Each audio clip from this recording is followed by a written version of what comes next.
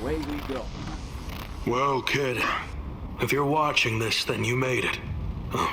This far, at least. What I'm about to tell you might seem crazy, but it's important that you understand what's about to happen next. This world you know, battered and broken, is not the world that was intended.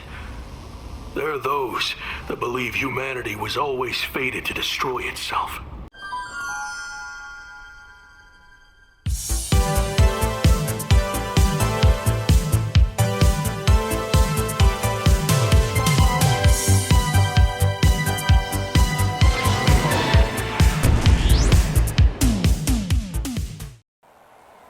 Hey guys, what's going on? It's Chris here with Shughead Gaming, and here's my review for Wanderer, a sci-fi story-driven adventure puzzle game made specifically for VR.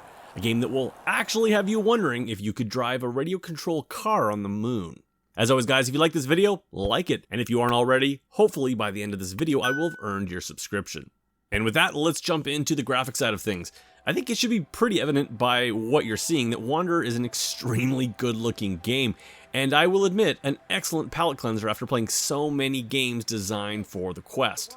Now, the footage I recorded is off the PC version of the title, as for some reason the PSVR social screen footage comes off very muted in its color palette and really doesn't represent the PSVR version. As in the PSVR headset, colors are much more vibrant and in line with what you see in this captured PC footage. Now, as for how the PSVR version stacks up against the PC version, pretty damn good. For despite a slightly softer and slightly less detailed quality to the game's textures, a reduction in lighting effects, and the lower resolution of the PSVR display, all things which we kind of expected, this is essentially the same game visually. And that's saying something, as this is often a beautiful looking game and looks like something we would have expected from a Sony first-party studio. Coincidentally, it would appear that all the time that went into optimizing this game for the PSVR will also benefit those on the PC side running lower-end hardware, as the minimum GPU specs are listed at an incredible GTX 970. That being said, the recommended specs are an RTX 2060, so essentially if you have the PC for it, smoke 'em if you got 'em, as that extra GPU oomph will allow you to turn on HD textures, advanced lighting, and a very crisp image. Though, I should mention that running the PC version on my Quest 2 through both the Link and Virtual Desktop, I saw the game stutter when turning, and this was regardless of the graphical settings. Of course, it could just be my rig, but beware. Now, with the tech stuff out of the way, I will say the visual style in Wanderer definitely brought to mind my time in Half-Life Alyx, as the game's color palette, texture detail, and design style riff on the real world certainly feels inspired by Alyx, and honestly, why wouldn't you? Often, I found it was the attention to detail that really elevated Wanderer's visuals for me, from the truly lived-in grit and grime of your apartment, the excellent water effects, or the slight rotation of the moon against the backdrop of space. These and countless others all speak to a game that has been lovingly labored over. That being said, it doesn't quite hit that level of polish that Half-Life does, with a few visual flaws and some bland textures here and there, but it's often stunning nonetheless. However, where Wanderer does put Half-Life Alyx to shame is in its sheer diversity of visuals, for after the first hour, Wanderer opens right up, teleporting you to a multitude of locations, sending players to various spots such as the moon, stage front at Woodstock, the Mayan temples, and behind enemy lines during World War II, dodging bullets. These and a handful of other areas, while often small and contained, are explorable and are often a completely different visual experience from one another. NPC texture work and animations are, I would say, above average, especially for the VR space, and only below some of the best AAA VR experiences. I wouldn't say they really emote emotions, but they do attempt to sync lips, offer some nice visual detail, and react when you try to hit them in the head with a baseball bat, so there's that. Now on the sound side of things, Wanderer is certainly no slouch, but throughout my playthrough I couldn't help but feel that the audio side of Wanderer was prioritized second to the visuals, as it never quite reaches the same level of quality. Primarily it comes down to a simple level of polish, with the sound effects throughout being a little hit or miss. This can be evidenced by a simple lack of audio detail, such as the lack of footstep sounds, but mainly I noticed it in the environmental interaction and hit detection, as many times thrown or hit objects would have a delayed sound effect, or simply just lack one altogether.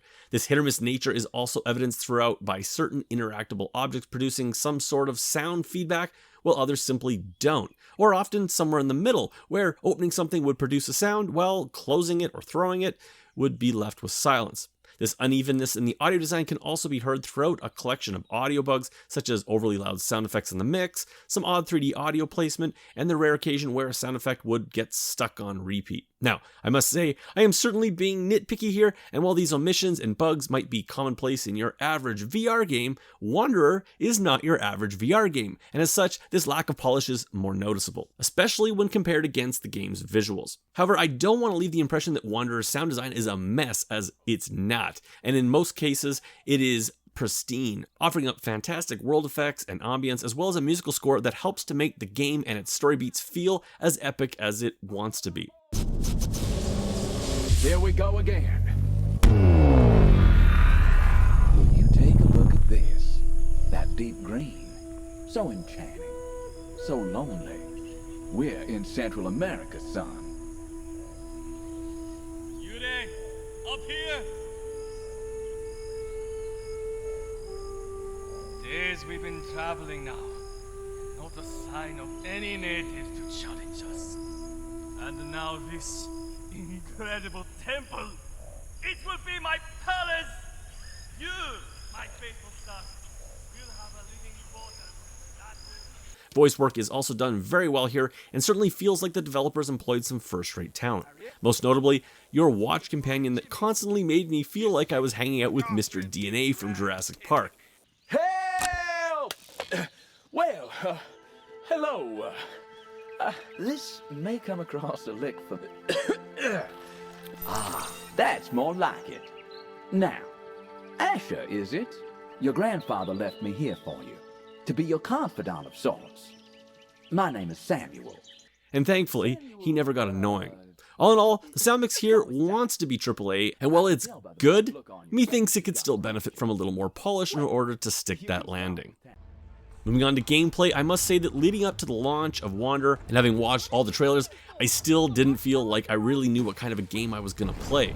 Now, having reached the end of what was a very cool sci-fi story focused on time travel throughout mankind's past and future, I can firmly state that gameplay-wise, this is very much a puzzle game. However, as a non-puzzle fan myself, I actually really enjoyed this game quite a bit, and that's because outside of the puzzle-centric nature of the game that is required to move the story forward, the story is actually very cool and unravels like a good season of a TV show. In addition, there was quite a bit of freedom to just mess around in the game's various locations, but more on that in a bit. Starting off in the game, we are introduced to a post-apocalyptic Boston that is uncomfortably not too far in the future. This acts as a sort of tutorial section of the game's basic environment mechanics, as thankfully, yes, this is a full locomotion title.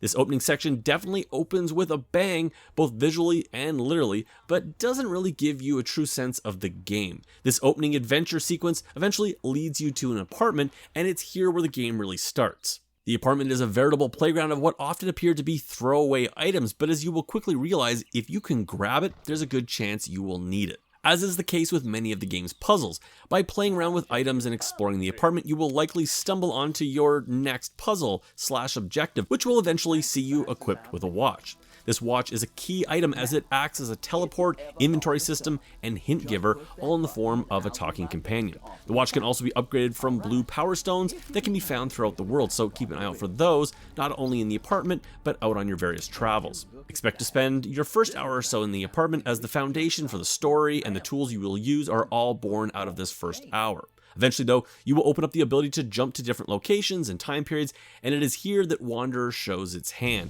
borrowing elements from other puzzle titles such as Floor Plan and Mask Maker, as you quickly realize you're going to need to jump back and forth between your apartment and other worlds in order to discover and share items across time and space in order to solve each world's puzzles. Need to grab something out of reach? Well, maybe that fishing rod you used a while back might work here.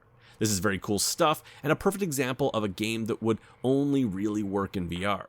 Over the course of the game's 18 chapters, you will unlock over half dozen locations, each with their own set of interconnected puzzles and events, all which connect with other locations and their set of puzzles. The puzzles themselves are based mostly in common sense and are not overly hard, in that they're never hard or obtuse just to fuck with you, with most requiring you to simply be observant, remembering where you saw certain items and then using them appropriately, with the style of puzzles often reminding me very much of the type of puzzles you might see in I Expect You to Die, though without that game's more experimentative nature. And that leads me to one of my few gameplay criticisms, as I feel that Wander, for all the items it lets you play with, never really lets you be creative, as it seems every puzzle can only be solved one way, which I felt was a huge missed opportunity. Further to this, I felt that moments like driving the radio-controlled car on the moon were far and few between, with the game never truly embracing the physics-based playground that it often only hints at.